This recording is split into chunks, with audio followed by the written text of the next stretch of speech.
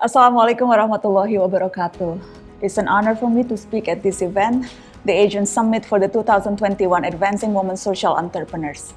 Thank you, Ashoka, for hosting and for always advocating this important issue and movement. Ladies and gentlemen, Bapak Ibu, I truly believe that now is the era of women. The world is facing so many problems: climate change, corruption, inequality, religious conflict, violence, and many more. When the pandemic hit in early 2020, it became even more alarming. And as always, women are affected the most in both areas, domestic and professional. The COVID-19 pandemic tremendously has affected women's mental and emotional health. A survey revealed 57% of women have experienced increased stress and also anxiety due to the increased burden of housework and caregiving, lost job and income, and the worst, the increased gender-based violence. I believe it requires both men and women to work together to solve the problems we face. But I like to point out, women make up over half of the populations. So it is time for us women to have a more active role in global development. One of those roles is, of course, leadership. We have seen the rise of many women politicians and leaders around the world. Those women brought along a new wave of leadership with enthusiasm, warmth, and responsibility to their approach. Many of the women leaders have stood out in the disorderly global landscape of 2020 when the pandemic hit. Studies have also pointed out that female political leaders have coped with the pandemic differently and often better than men. Apart from this success, most women continue to be underrepresented in leadership. For example, the latest research from Grant Thornton International about women in business states that only 29% of senior business positions globally are held by a woman, and only 15% serve in top executives and C-level. My company, Narasi, was founded by 3 women.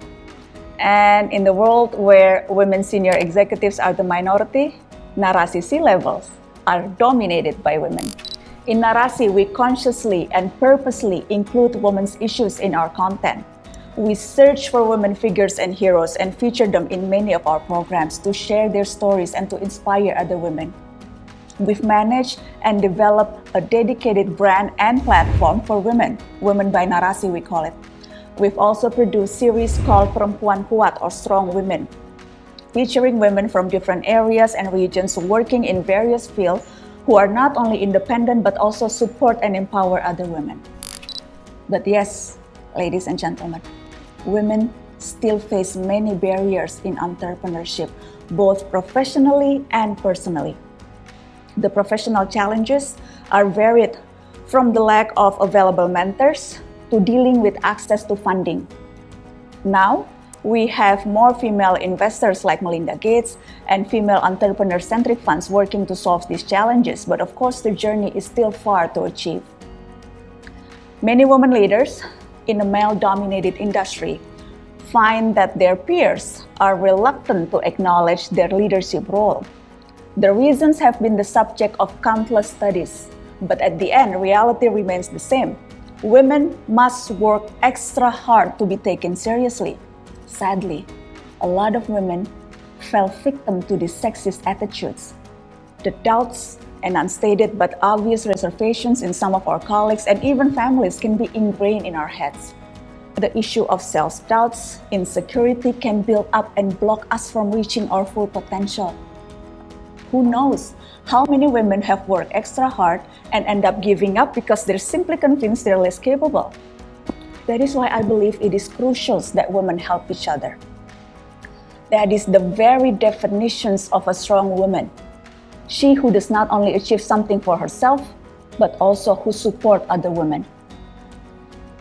It is so unfair that female entrepreneurs are taken less seriously, especially when we are actually the ones that are often under pressure to balance both business and family. If you are a mother, you are judged in both worlds. We have dual responsibility to balance what our company can achieve and manage our role as a mother. Where male CEOs are often empowered by society to deliver as breadwinners, we are not. We're not allowed to. So we find our way to devote time to both and try to master the art of achieving that elusive work-life balance. Therefore, Bapak, Ibu, ladies and gentlemen, it is very understandable that female leaders are afraid of failure, not just for ourselves, but also on behalf of our gender. Any failure quickly becomes proof that women are less capable of leadership in business. In 2021, women are still in the cage of cliches. Women are too risk-averse. We lack the killer instinct. Women collaborate but don't lead. Rather than fight these ridiculous generalizations, let's embrace the cliche and turn it around. For example, being more risk-averse than men is actually our strength. It means women work hard, diligently, and very carefully calculating risks, and in some cases, making better, less risky decisions for investors and shareholders. Lacking the killer instinct means we work harder at finding a compromise and real solution. Our first instinct is to find a common path, build a bridge, and that, ladies and gentlemen, is good business. Sadly, even when we succeed, we still face criticism when we don't do it perfectly. And when we do it with perfection, we are hesitant to show the world that we made it, that I've made it. Studies have shown a lot of women are afraid of their own success. Instead of being proud, they feel like they have to apologize because their success can be seen as a threat. Our ambition is not normal, it's against traditional values. Women who work hard are often seen as being selfish rather than praised for having visions. Female leaders who are highly ambitious might be judged as arrogant, and those who speak loudly about their success are avoided even by their fellow women. This is what we need to change. We need to create more female entrepreneurs and leaders. Let's give these qualified women the tools they need: information, capital, knowledge, and mentorship. When we talk about closing the gender gap in entrepreneurship, very often we are preaching to the already converted. Convincing ourselves is good, but we need men to be part of the conversations and act accordingly. As for women who are already on top of the entrepreneurship world, we should all provide a supportive community for each other. Instead of seeing other female leaders as competitors, our success as female entrepreneurs must be shared by helping other women who are struggling, or better yet, push those with huge potential. Successful female leaders help smash the cliche and open pathway for success for others. Aside from featuring strong, successful women in special series in Narasi, in my weekly TV show, MataNajwa, which is also produced by Narasi, we also try to have at least one female guest in the panel. It is important to have a female voice and perspective in every discussion. And even though women politicians are also still underrepresented, we continue to bring forth those we can find to inspire other women to be more involved in politics. As I said earlier, I believe that more women politicians and leaders are needed, and we should use our platforms to champion that cause. Everything is connected. Together, we must strengthen our circle. Let's talk about women's success focused on their performance at work, not because they're pretty or what they wear or not wear, or anything to do with their personal life. It happens to a lot of women. Their work is overlooked, but their personal life is scrutinized.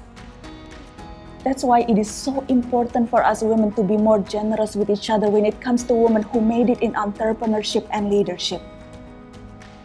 Finally, I want to quote Toni Morrison, a Nobel Prize-winning novelist, who once said, "When you get this job that you have been so brilliantly trained for, just remember that your real job is that if you are free, you need to free somebody else. If you have some power, then your job is to empower somebody else." Thank you. Assalamualaikum.